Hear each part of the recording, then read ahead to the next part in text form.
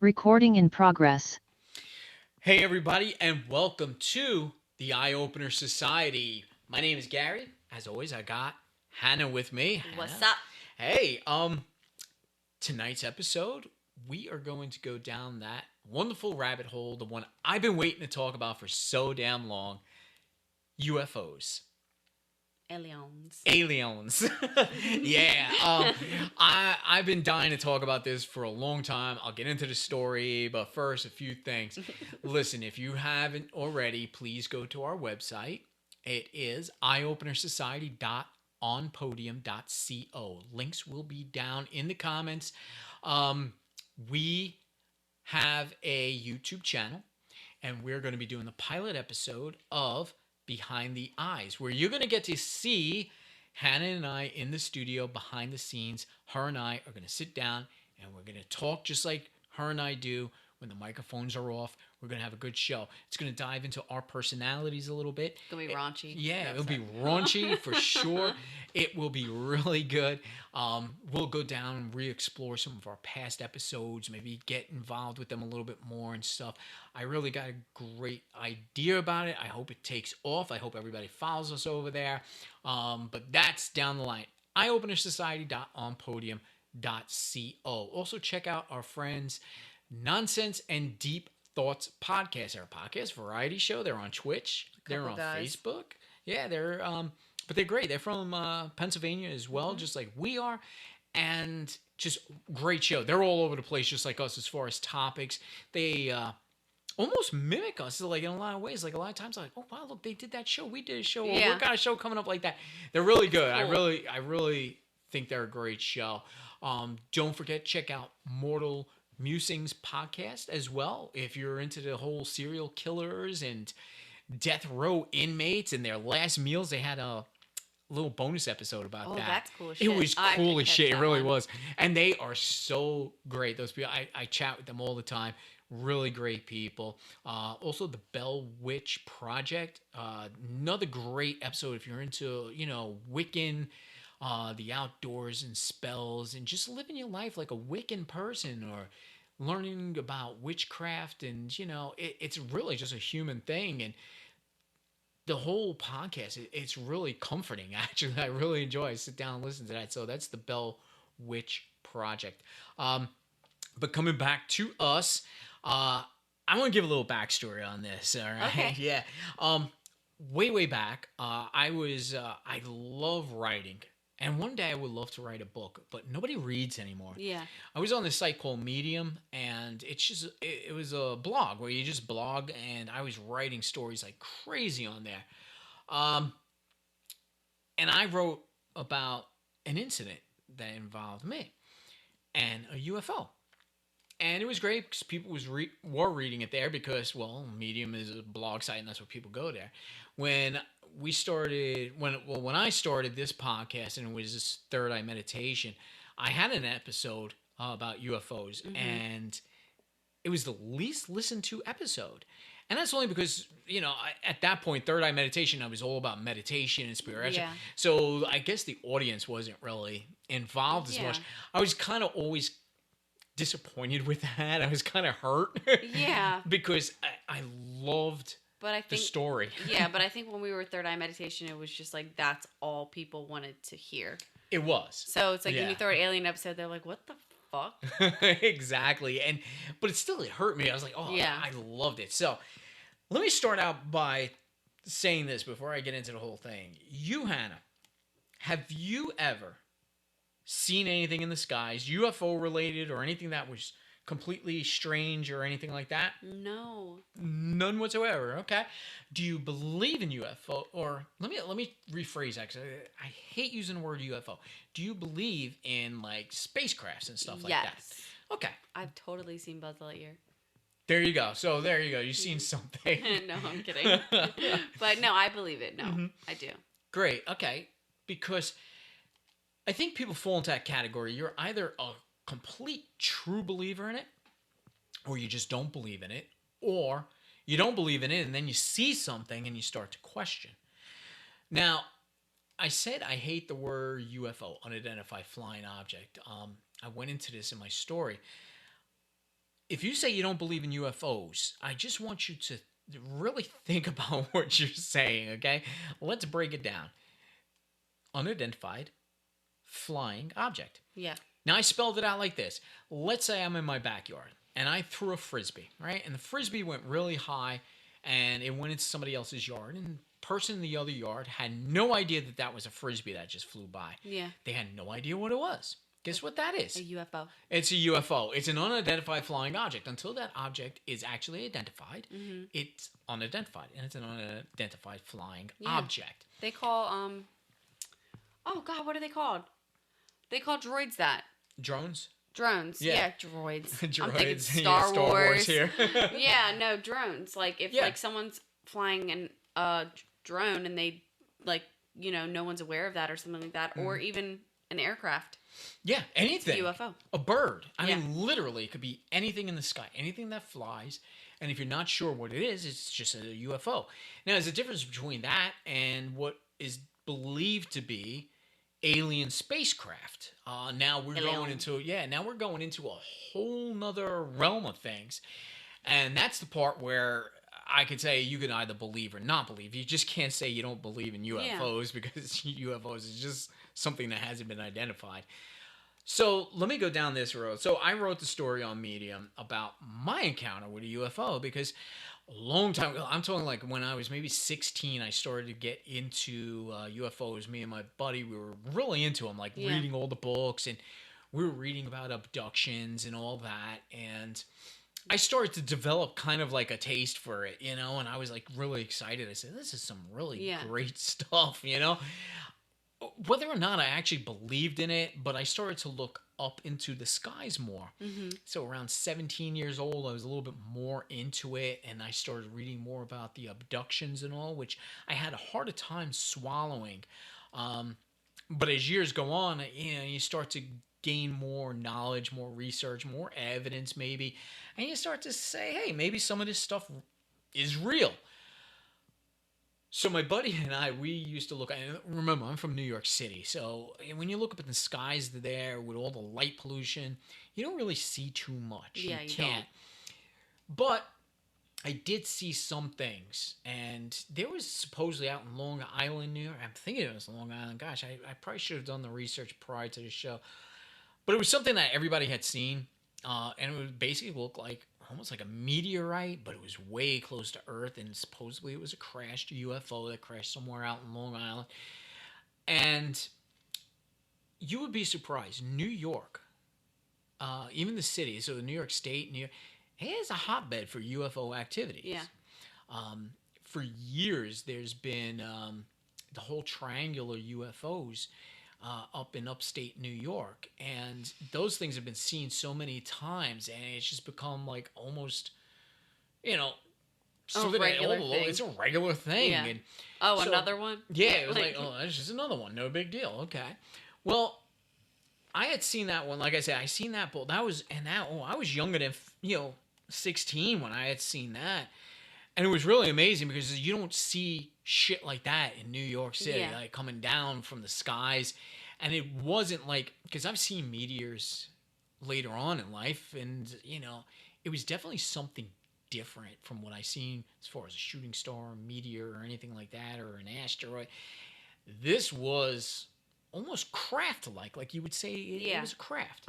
But again, it was so brief, so quick, and I was so young that, but it kind of sparked my curiosity as to what's up there. So now, fast forward, I think I was, almost 18. I was still in school. I was in high school, probably my last year. And my buddy's friend, my best friend, his girlfriend lived in upstate New York, right up along the Taconic Parkway. And I remember we used to hang out up there all the time, mostly because she had a swimming pool. I mean, hey, what better way to hang out? But we used to go up there, a group of us, and we used to hang out. And we were hanging out on a school night, and we were supposed to be home at a certain time. So the story goes like this. We were leaving the house at a reasonable time, so we got back at a reasonable hour. And when we were walking out of the house, my buddy's girlfriend, she had a dog. I forget the breed of dog or whatever. The dog ran out, like excitedly ran out and started barking and ran behind the house over to where the swimming pool is, the back of the house basically.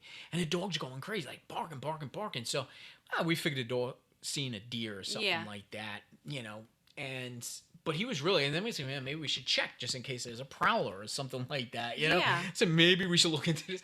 We went around the corner and we go into the back of the house, and the dog, I mean, now we see the dog is in a frenzy, like barking like crazy, but he's barking at the sky, which was just odd. And nothing really came into focus right away.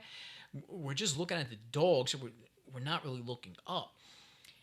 And then when we looked up, I gotta tell you, the feeling you get, I don't think this is stressed enough when people actually see something that's unidentified. The feeling that you get. Like, I think if you saw, like, my Frisbee example or a bird or something else that's unidentified, it's just like, wow, what was that? Yeah. It was like, it's like an eerie feeling. It wasn't even eerie. It's just like, what was that? Yeah. But this feeling, when there's something there that's really tangible and can be seen, the feeling that you get, it's almost, I don't know, like I'm all about meditation, but you get into this state where your mind is somewhere else. It really is. And you just, all of a sudden, you're hyper aware of everything. Now, mind you, this was going back like 1988 or so. There was no internet. We didn't have cell phones or anything. I mean, I think the only video recorders had was big freaking, you know, shoulder worn things. Nobody carried them around, man, you know? So we seen this. Me and my two friends and then his girlfriend we were just mesmerized by what we were looking at. And this wasn't just like some small craft. This wasn't just some light in the sky. This was a fucking craft. Like your typical UFO saucer. And it was immense in size. And I'm talking like the size of a small village. This thing was just so big. It was probably far enough away, but it could be seen. And I'll tell you, I try to describe this the best I can, because as I get older, you know, memory kind of gets older. And like I say, there's no recordings of this, so you just got to rely on memory throughout the years. The lights on this thing were perfectly round. There were several of them going around the craft. And I got to tell you, like, when you look at lights, as big as they were and as bright as they were, you would figure something like that would be like a spotlight lighting everything up. But they had like 0 candle watt power, like 0 lumen, I want to say. Like, I forget the term, but I think it's lumens that would light things up. You would just see the light, but they weren't casting light, so to speak. I get what you're saying. Yeah, and they were like colors that were so muted and so different from what we see here on Earth. I want to use the term Earth. They were almost like they were white, but like it was such a bright, different type of light. And there were several of them. And it was still, well, the craft was big enough and it was close enough where you seen structures like around the craft. Tubing, piping, like just windows. That's wild. Yeah, but you gotta, Hannah, I wish I could describe the feeling that I had. Like, it was empty and everything was silent. Like, when you see a craft of this size, just sitting, and it was, that's the thing, it was sitting in one spot, and you hear 0 engines, 0 noise, 0 wind, no sorts of turbines or propellers or anything. It's just sitting there, and everything was eerily quiet other than the dog that was barking so different than an animal would, like a dog that you're so used to different types of barks. This bark was different, and I want to go into that later on, but that's the only thing we heard. And this thing just sat there for a while. I don't even remember exactly how long. Time does, it seems to freeze when you're in those types of moments. But I just remember all of us in awe. And then you start to get, like you had mentioned, that chill, that Yeah, eerie kind of You're feeling. like, shit, should I run? Should I throw a peace sign? I come in peace? Exactly. You don't, because when you're encountered with something that's maybe not human, you don't know how to react. You become frozen. You become like that deer in the headlights kind of look on you, and you're just stuck. And like I said, I don't know how long it stood there, but then it started to move. And again, it moved way different than any. I'm not talking 88. So I don't remember anything ever flying like, or ever seeing anything that has this type of soft, silent, fluid type of motion to it, to where it would elevate on a vertical, ascent, and then go like on a 90-degree horizontal movement. Just for the type of craft, the size that it was, to move like that, nah, I'd never seen it. There's just no way anything like that. Yeah. But this would be something like the Hudson Valley UFO, even though they say they're more triangular, but the Hudson Valley UFOs were the ones that were seen so often. And I'm thinking that's what I had seen. So this thing just started to take off. It started off very slowly, and it began moving away. And just by looking at the direction, we said, oh, we know where that's going. We jumped in the car and chased it. And we were on the Taconic Parkway, which, was it was a north-south from upstate New York going into New York City. And we started to follow this thing along the Taconic, and it got higher than it was, to the point where you really couldn't make out all the details, but you could still see it. And it was just, again, so fluidly moving through the skies. And eventually, at one point, there was an old abandoned gas station right there on the parkway, like in the center lane kind of thing. And we stopped there because the craft came to another stop right about there. And there were other people, and we're like, oh, there's other people seeing this.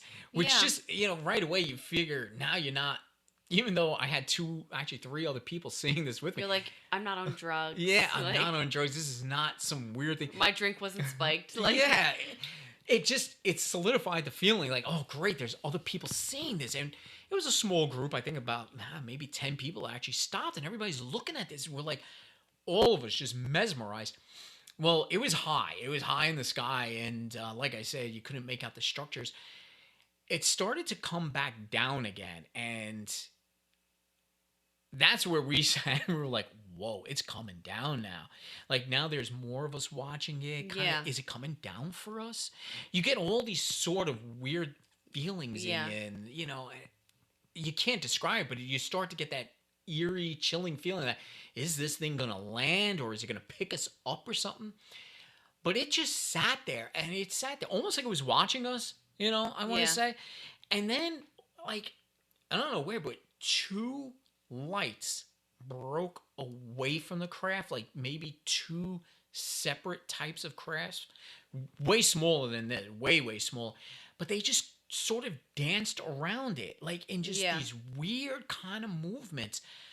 Very fluid, and just, you can't fly anything that we have, that we know we have. What pops in my head immediately is like, was that like a type of like a trying to communicate type thing? You know what I mean? I don't think it was a communicate kind of thing. I really think it was I want to say it was more like it was exploring. Yeah. And whatever came off of this was like exploring, and it was just doing their things. And it was just kind of like just weird kind of motions. They stayed. The two small lights stayed, and that's what they were. They, like, you couldn't make out anything on them. Yeah. As far as like the other craft where we've seen structures and windows and everything, and it was almost like a platform going around it. But these were just lights, and again, that weird white, like so bright but wouldn't cast light. So they're dancing around, and then the main craft started to rise up again, and it just started going up. These other two just started, they stayed where they were at that altitude, and while the other craft started to go up, and all of us are just amazed. Like, we couldn't believe what we were seeing. And then eventually, like, we're watching the larger craft just going up, like slow, but like an elevators type of pace. And then also the other two crafts kind of got together to form almost like one light. and it just caught up with the other ship. I like to use ship. It's much easier work. So that's the only way I could describe it. And then all of a sudden, like at a blink of an eye, the entire thing just ascended into space, just gone within like maybe 2 seconds. Hyperspeed. Yeah, like a hype. And again, not a single sound, deathly quiet, nothing. I'm just gone. Like, seeing Star Wars in my head right now. Right. But you know, you bring that up, but that's what it was like. Yeah. Like you watching that sort of light speed. Yeah, and it's just boom, gone. And wow. So we finally get home, and I'm late getting home. And of course, my mother's like, "Hey, late," you know. And I'm like, "Oh, well, I have a good excuse. You're gonna think I'm crazy." Yeah. You know? But the great thing was, like, the next day it was in the newspapers. That's fucking cool. Yeah, except, and here's where the conspiracies come in. They said it was teenagers flying around in ultralights in formation. Now, I'm not the world's smartest dude, but I'm going to tell you right now, if you're going to lie to me, it better be a good lie. Fucking lie. You better make up something really fucking good, because that was definitely not ultralight. Yeah. Because ultralights cannot reach those altitudes. They cannot fly. Listen, I just sat there, and it was such a small blurb in the papers too. Yeah. Like not even a paragraph. Oh, a UFO in Hudson Valley was seen, by like thousands of people apparently. And it lit up the 911 apparently, Yeah. And they just said, oh, it was just kids flying around in ultralights. And I was like, if anybody could fly around then I want an ultralight, because I'm going to explore space myself. Right? This was not ultra. You're going to do a homecraft spacesuit. You're not kidding. So that was my story. From there, I said, wow, there is something going on outside of our planet. Maybe. Yeah. And I always say this show is all about, the weird, the occult, and conspiracies and all. But I always look at everything like as it's presented to me. I still, to this day, have no idea what it is. Yeah. Now, this was back in 1988. And most people back then, when you tell them you seen a UFO, some people still were laughing it off. Maybe 10 years prior to that, people thought you were, some dumb hick or a mentally ill, like, But now, the military and the Department of Defense is written in newspapers saying, yeah, there's UFOs. Yep. And guess what? Nobody gives a shit. No. Like, I mean, literally, they're revealing that they have all this footage, and I don't know how many people are up on that whole Tic Tac UFO that's been seen, countless numbers of times, footage from the military.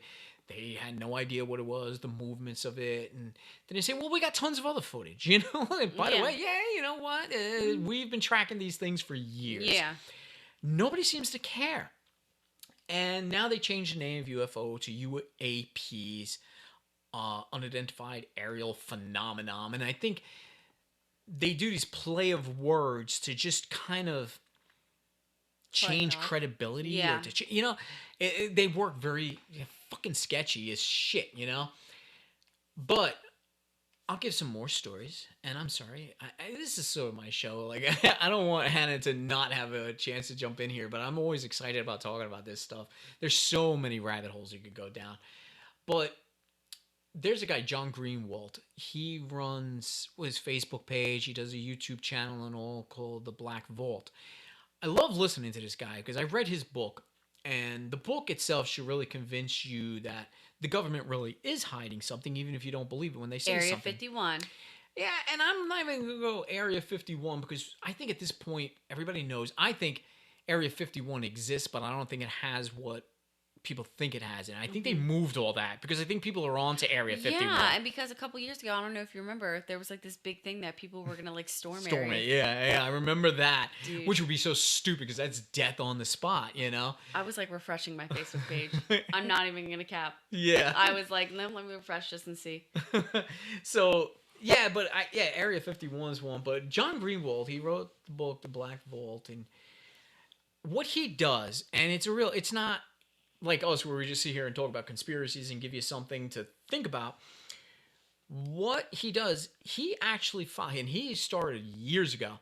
He starts filing freedom of information requests to the government. I love it. I love it. And so here's what I learned. The government may hide things, but they can't. Yeah. Because it goes against, all Constitution. They're supposed to have transparency. So that's why we have this Freedom of Information Act. But not a lot of people understand it. And anybody could do it. You could request anything you want.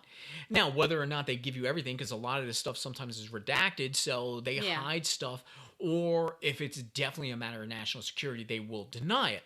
But if something's been declassified or heavily redacted or something, archived. Yeah, sometimes or archived, they'll give you what they want to release. He's been doing this for years. I mean, for years. They're like, I'm fucking tired of this guy. Yeah, I mean, he literally, they got to know him by, they probably, They probably meet him for morning coffee, afternoon tea at this point. Right. It's so, all the things, and not just UFOs, but, the JFK assassination and all that. He just, freedom of information requests them up the ass. But he made a whole book out of it, and he released a lot of stuff that he got, and he still, even today, waits for some things years ago that they haven't released yet and all. But you will see all these actual official government reports that are basically proving that these crafts exist and they're unidentified. And I'll leave it at that because, again, use your own imagination as to what you may be. And here's the thing. UFOs have been around, oh gosh, how long? Forever. If you look at some biblical paint, like Da Vinci and all that, those paint, there's UFOs in the background. Yeah. Or at least what people believe to be UFOs. And that's, to me, the most fascinating thing. Why in, a lot of biblical paintings are there these crafts, or what appear to be crafts? They're so out of place. But let's go, very first ever recorded UFO sighting was actually March 1st in 1639. Damn. Yeah. And it was John Winthrop. He was the governor of Massachusetts. And this was, the very early days when Massachusetts was being settled, the real Puritans and all that. But John Winthrop, he was the governor then of Massachusetts. And he recorded in his diary what he's seeing. It was him in a rowboat, apparently. I don't know what the hell 3 men are doing in a rowboat. But, hey, that was back in 1639. But they were on the rowboat. And they apparently seen this great light that was in the sky. And it was over the Charles River. The light just stood still. It changed colors. And it was moving fast. And he's describing all this in his diary. And then after the light was gone, all the men on that boat, they found themselves 1 mile upstream, but they don't remember ever rowing against the tide to go upstream. So not only did they see something, but there was some sort of event, which happens too in a lot of these UFOs, is event things that happen, changes in time, a lost time, is reported a lot with these things. But that was 1639. So if you go back then, and you see lights, something like I seen, completely not know, to people back then, but now let's move forward to modern times where I'm having difficulty now. When I'm looking, we have drones, we have top secret military things that we don't know about. And now with our technology, when we look at these, and if anybody sees anything, now you can really question, well, was that of alien or out of this world technology, or was that home-based kind of stuff? That is a problem now. But then you got to ask yourself, if we do have this technology, where did it come from? Yeah, because here's the other big one, the conspiracy, and the one I'm always talking about. And I could talk about millions of them, but like I said, I like to keep the show kind of short. I don't want it to go on and on all night, which I can with this subject. Maybe we'll do that on our YouTube, Behind the Eyes. We could go a little bit more on this. But the big one, the Roswell incident, and it's my favorite. All right, and this is Roswell, New Mexico. And that was the big one because there were so many witnesses to that.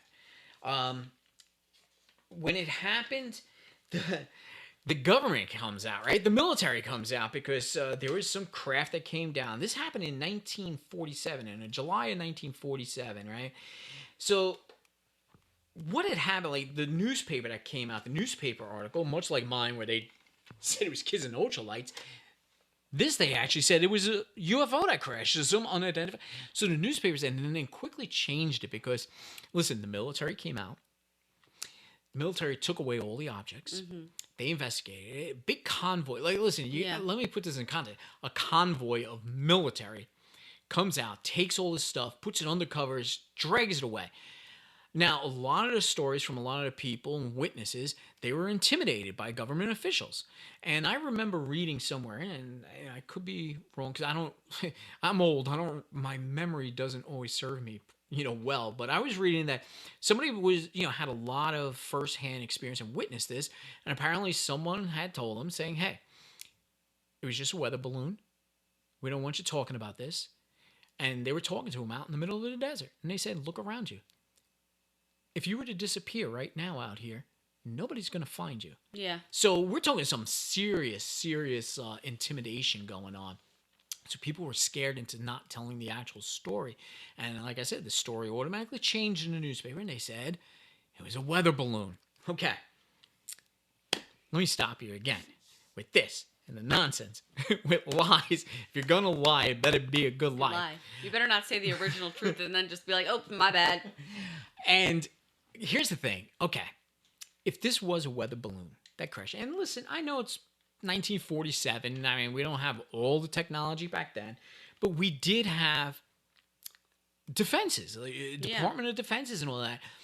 And especially back then, there was a lot going on with Russia and all that, Cold War, and I forget when the Cold War comes up. But listen, there was a lot going on that had us maybe looking for things that could harm us, that would break our airspace or whatever. You would think, you would know a weather balloon. Mm-hmm. If it was a weather balloon, then why was the military out there? Why would they waste that much resources, an entire convoy, and the military to come out to pick up a fucking weather balloon and then hide it and, like, oh, we're taking it and hiding away and covering it if it was just a weather balloon? Because listen, even if nobody came out and the military came out and looked at it and they said, this is just a fucking weather balloon, look here, and held it up and said, this is just... They dragged this thing away, the entire military. Waste of resources for a fucking weather balloon, if you're asking me, right? Yeah. So that's what I'm saying.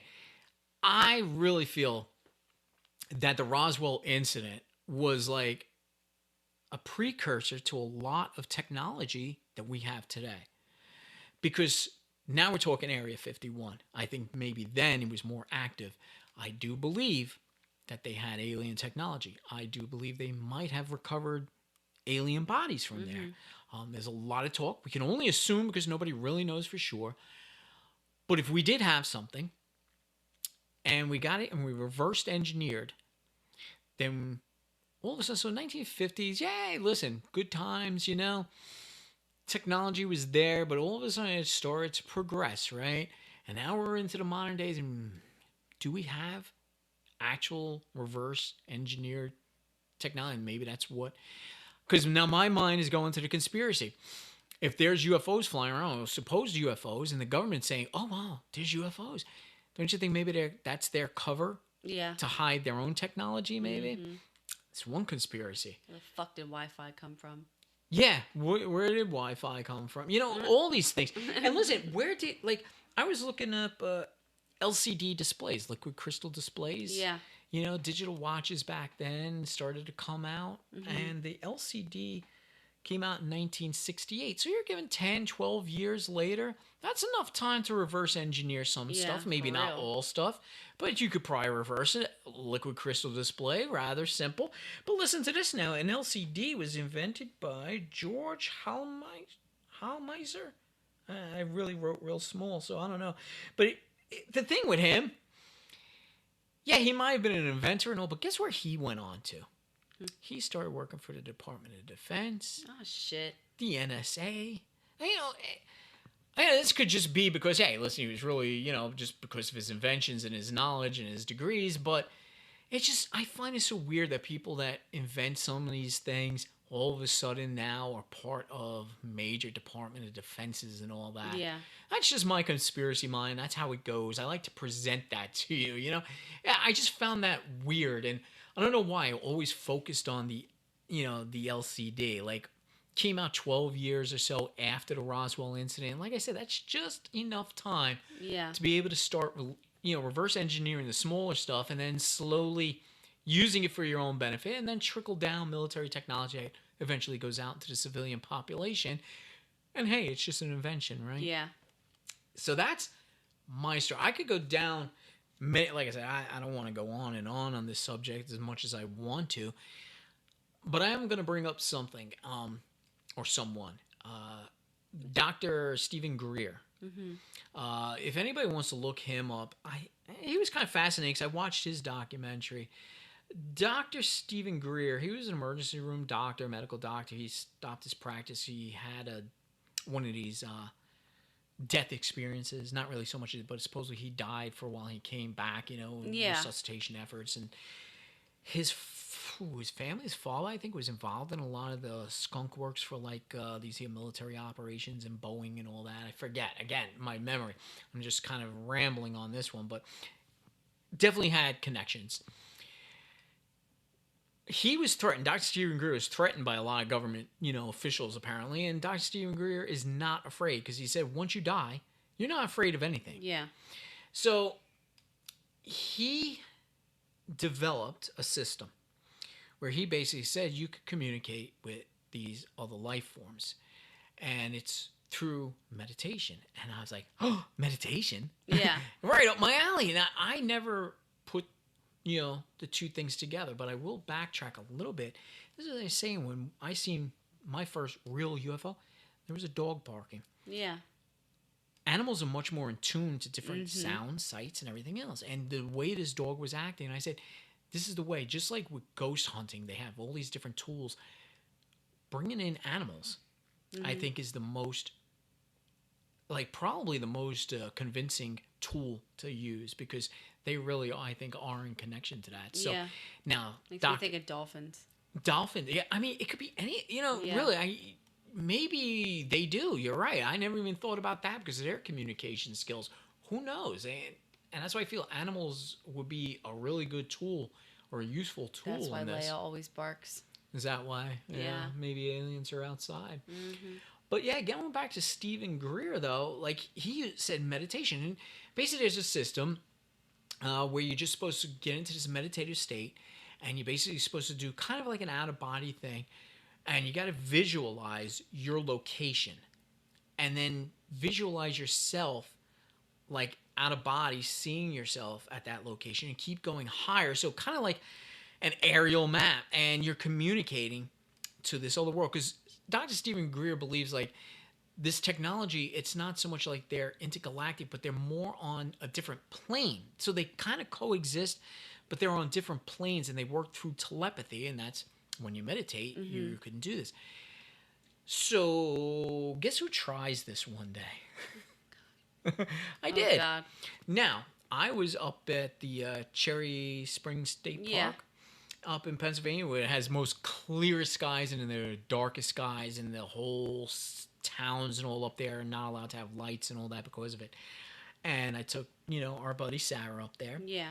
And I looked at her. I was like, do you want to try this? Oh, God. She's like, all right, let's roll with it. And we did. We rolled with it. And we went up there. It was a full moon, like one of those like big full moons of the year. So the skies were bright. So you really couldn't see much. But we had an experience, believe it or not. And we seen something really quickly. And that sort of light and that same sort of feeling. I remember, like, we broke out into tears. Yeah. It was just so weird. But it was powerful. It was very powerful. So something happened. And it was just so quick. But the feeling was really different.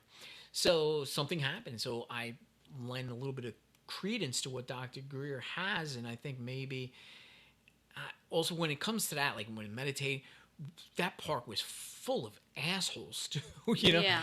And that's one thing he preaches is you got to be on such a wavelength of inviting, have a very inviting personality because they are going to know if you are an enemy or an asshole for that matter. And there were so many college kids and stupidity. So that's why the event probably wasn't so big or as quick, but it was definitely something we experienced. So I wanted to bring that up because, this is modern day. And Dr. Stephen Greer, like, he always says, the government's always out with aliens are the next big invasion. Yeah. They're going to be the biggest threat to the military, and we got to go out. Well, let me tell you something. He makes a very good point. If aliens wanted to destroy us, they would have destroyed us 8 times over by now. So we don't have a real true understanding of what's really going on, but I believe Stephen Greer is on that page where he sees it from a different kind of way. I feel like I'm on that safe page. I'm just kind of like, leave them be, let them live their life like they're living, like we're living our lives, Yeah. Maybe they're just as curious as we are about them. But the difference is that they have respect for us and we don't with them. Yeah, and there's so many theories that where they're watching us because we're destroying the planet and they're trying to save the planet. There's so many stories about them. There is. Flying over nuclear facilities. There's stories about them actually shutting down all the nuclear testing areas or the nuclear missiles and all that and actually shutting them down. So there's a lot of stories about that. So we just don't know. Maybe they are all here for some sort of peace. And then you can go down the other conspiracies with the Nephilim and all that. And the different,